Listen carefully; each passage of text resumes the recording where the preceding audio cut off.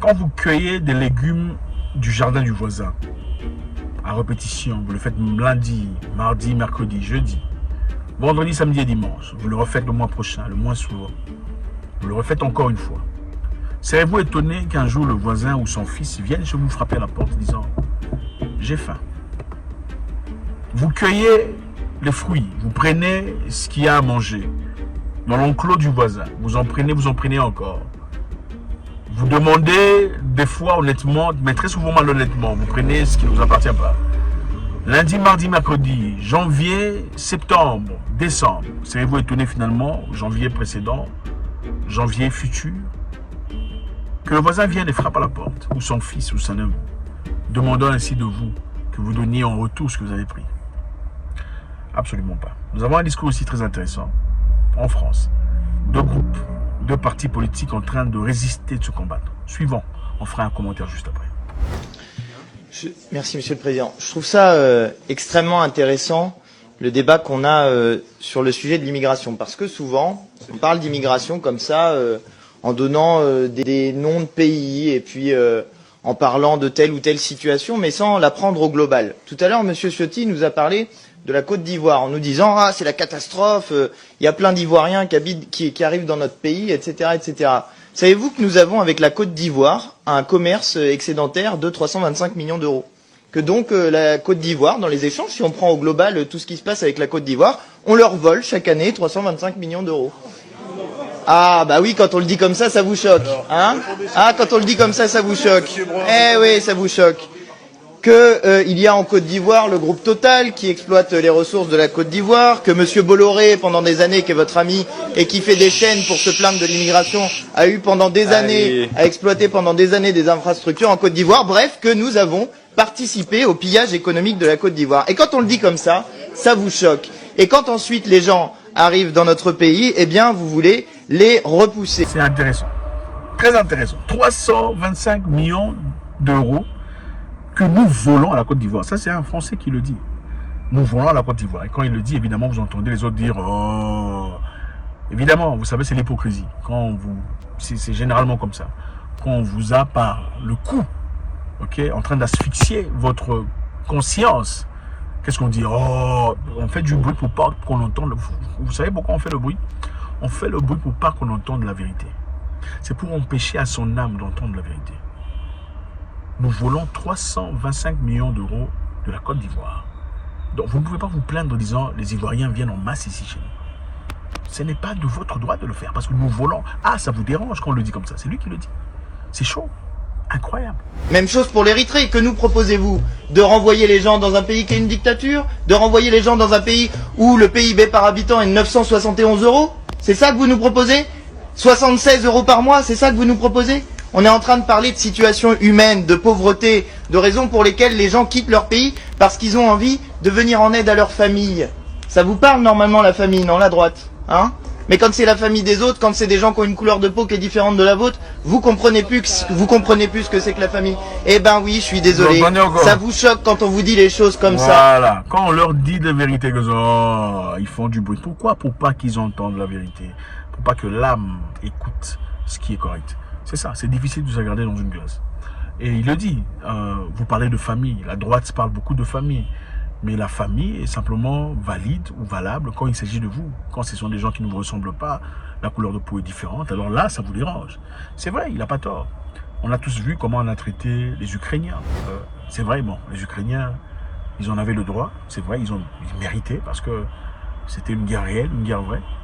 Mais cela ne réduit en rien la positivité, la possibilité qu'il y avait beaucoup d'Africains qui auraient pu profiter ou en tout cas être acceptés comme les Ukrainiens ont été.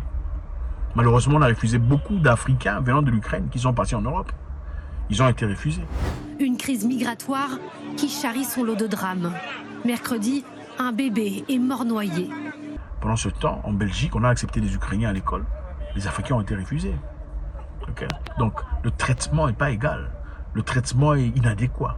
Et ça dérange de voir une personne, un Français, leur dire la vérité. Vous volez 325 millions d'euros. La France reste en 2023 un partenaire militaire de premier plan de la Côte d'Ivoire, avec ses 900 soldats prépositionnés au camp de Port-Bouët, dans la banlieue d'Abidjan. Sans compter les taxes que vous recevez des pays africains colonisés par la France. En guise de la colonisation, on vous a enseigné le français. Donc les Français sont venus chez vous, vous ont enseigné le français, vous ont appris à manger des fromages puants. Et c'est en guise de ça qu'il faut envoyer de l'argent à la fin de chaque année.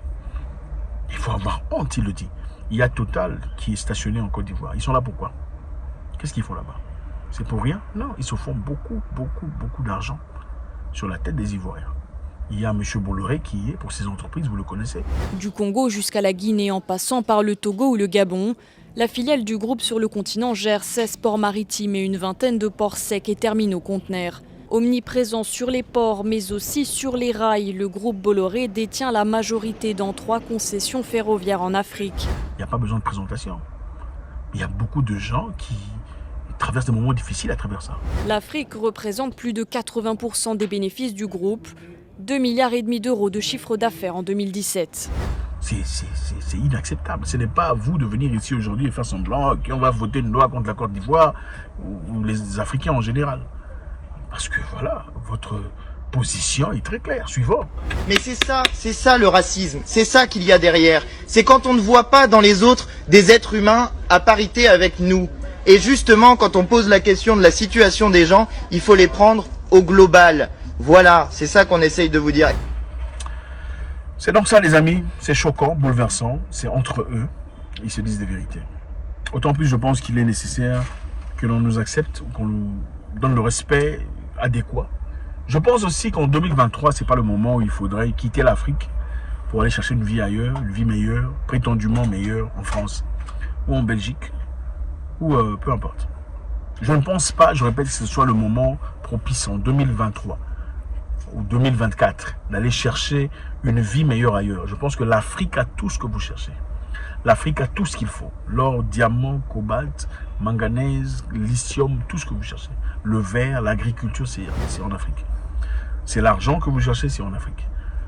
Ce n'est pas le moment de devenir millionnaire en Europe. C'est pas possible. C'est en Afrique que vous pouvez le faire. C'est en Afrique que vous pouvez négocier le prix de vos taxes. Ce n'est pas en Europe. C'est en Afrique que vous pouvez commencer des constructions dans des terrains plats, faciles. C'est en Afrique que vous avez des opportunités pareilles. Et je pourrais comprendre que vous vivez dans un pays complètement merdique. Je comprendrais.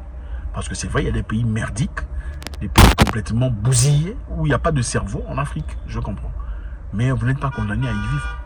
Vous pouvez aller chez les voisins. Je suis certain qu'il y a un pays autour de vous, pas très loin, qui progresse et avance. Il y a encore des humains là-bas. Ah oui, il faut le dire. Il y a des pays en Afrique où il n'y a plus d'humains. Il y a des pays en Afrique où il y a des humains. Allez-y. Il faut vous dire les vérités crues. Ce n'est pas moi qui vous informe, vous le savez d'ailleurs. Parce que c'est impossible d'avancer dans vos sociétés. La jalousie, la méchanceté, la calomnie, c'est incroyable. Ce ne sont pas les Européens qui font ça. Donc, si dans votre milieu, dans votre communauté, ça ne va pas, allez d'abord ailleurs. Allez vous construire ailleurs. Allez vous installer ailleurs, légalement. Ayant des capacités, des aptitudes, des compétences. Okay? Ne partez pas pour faire des crimes. Allez-y légalement. Si vous avez des compétences, vous allez évoluer. Au Kenya, on peut évoluer. En Afrique du Sud, on peut évoluer. Je n'ai pas besoin de vous citer les pays. Il y a des pays où on peut évoluer.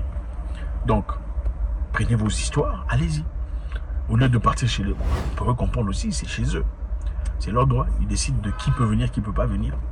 Ce n'est pas de leur faute que vous êtes incapable d'implémenter en Afrique les mêmes règlements. C'est-à-dire, tout Européen qui vient illégalement ou tout Européen ne peut pas quasiment venir ou carrément rendre le visa difficile comme vos visas sont difficiles chez eux.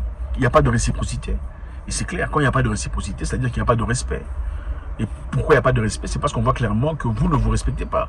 Vos dirigeants ne vous respectent pas. Mais malheureusement, même si on vous demande d'échanger vos dirigeants, vous n'êtes pas capable de le faire parce qu'en Afrique, du moment que vous avez un cousin au pouvoir qui est en train de voler, ce n'est plus un problème. C'est un problème quand c'est quelqu'un d'autre qui est en train de voler. C'est un problème quand c'est une personne d'une autre tribu qui est en train de voler. Mais quand c'est votre nièce, votre neveu, quelqu'un qui parle comme vous, là, ce n'est pas un problème. C'est notre pouvoir. On ne peut pas condamner l'Europe par rapport à ça. Okay. Leur refus, leur rejet, le fait qu'ils donnent de l'argent à des pays comme en Afrique du Nord pour essayer d'arrêter le flux des migrants, on ne peut pas s'en plaindre. On se plaint si on a tout fait et qu'on n'y arrive pas. Là, on peut se plaindre. Mais on n'a pas encore tout fait. Parce que nous sommes les mêmes personnes qui prions, nous allons aux églises, nous allons aux mosquées. Nous sommes les mêmes personnes spirituelles. Mais notre spiritualité s'arrête au moment où il s'agit d'un cousin qui est au pouvoir en train de voler.